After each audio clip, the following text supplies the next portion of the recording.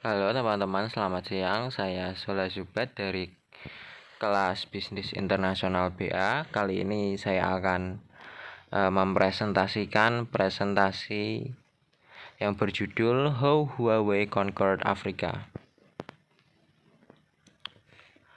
Afrika telah menjadi pasar strategis bagi Huawei dalam satu dekade terakhir.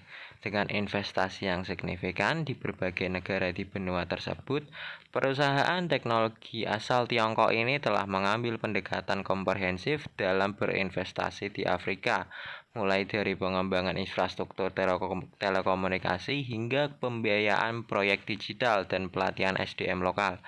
Laporan ini menganalisis karakteristik pasar telepon seluler Afrika, manfaat investasi asing bagi ekonomi Afrika, dan berbagai strategi investasi Huawei di benua tersebut.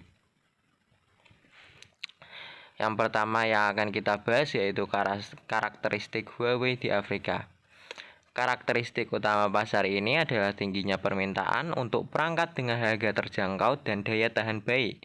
Mengingat keterbatasan infrastruktur listrik di banyak wilayah, penetrasi smartphone di Afrika terus meningkat dari sekitar 33% pada tahun 2018 menjadi lebih dari 48% pada 2023, menunjukkan potensi pertumbuhan yang luar biasa. Menariknya, Afrika telah melompati era teknologi kabel langsung ke era mobile dengan banyak konsumen yang pertama kali mengakses internet melalui smartphone, bukan komputer atau infrastruktur kabel. Fenomena mobile first ini menciptakan kebutuhan unik akan layanan telepon seluler yang dapat mendukung berbagai fungsi seperti perbankan, mobile, e-commerce, dan layanan kesehatan digital. Oke, yang kedua yang akan kita bahas yaitu manfaat investasi asing di Afrika.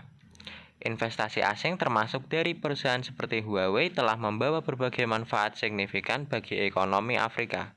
Pertama, investasi ini telah menciptakan lapangan kerja baru, baik secara langsung maupun tidak langsung. Huawei sendiri telah mempekerjakan lebih dari 9.000 karyawan lokal di seluruh Afrika dengan 75% diantaranya adalah penduduk lokal. Selain itu, perusahaan yang beroperasi di ekosistem Huawei seperti penyedia layanan kontraktor dan distributor juga mempekerjakan ribuan pekerja lainnya. Yang ketiga yaitu strategi Huawei di Afrika. Perusahaan ini telah membangun lebih dari 50% jaringan 4G di Afrika dan terlibat dalam pembangunan lebih dari 200.000 km kabel serat optik. Yang kedua yaitu Huawei telah mendirikan 6 pusat inovasi dan pelatihan di Afrika yang telah melatih lebih dari 80.000 profesional ICT lokal sejak 2009.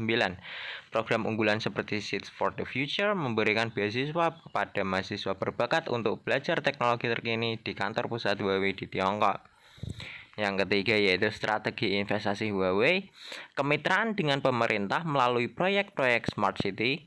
Huawei telah menandatangani kesepakatan dengan berbagai pemerintah kota di Afrika termasuk Nairobi, Lagos, dan Kairo untuk mengimplementasikan teknologi Smart City yang meliputi sistem pemantauan keamanan, manajemen lalu lintas, dan pelayanan publik digital. Oke, untuk yang terakhir yaitu tantangan Huawei. Kritik utama terhadap investasi Huawei berkaitan dengan kekhawatiran keamanan siber dan potensi penggunaan infrastruktur telekomunikasi untuk spionase oleh pemerintah Tiongkok. Tuduhan yang selalu dibantah oleh Huawei. Amerika Serikat dan beberapa negara barat telah menekan negara-negara Afrika untuk membatasi keterlibatan Huawei dalam proyek-proyek infrastruktur strategis, khususnya jaringan 5G. Namun, sebagian besar pemerintah Afrika telah memilih untuk melanjutkan kerjasama dengan Huawei, menekankan kebutuhan mendesak akan infrastruktur digital yang terjangkau dan keengganan untuk terlibat dalam persaingan geopolitik. Oke, sekian dari saya. Jika ada salah, mohon maaf. Wassalamualaikum warahmatullahi wabarakatuh. Terima kasih.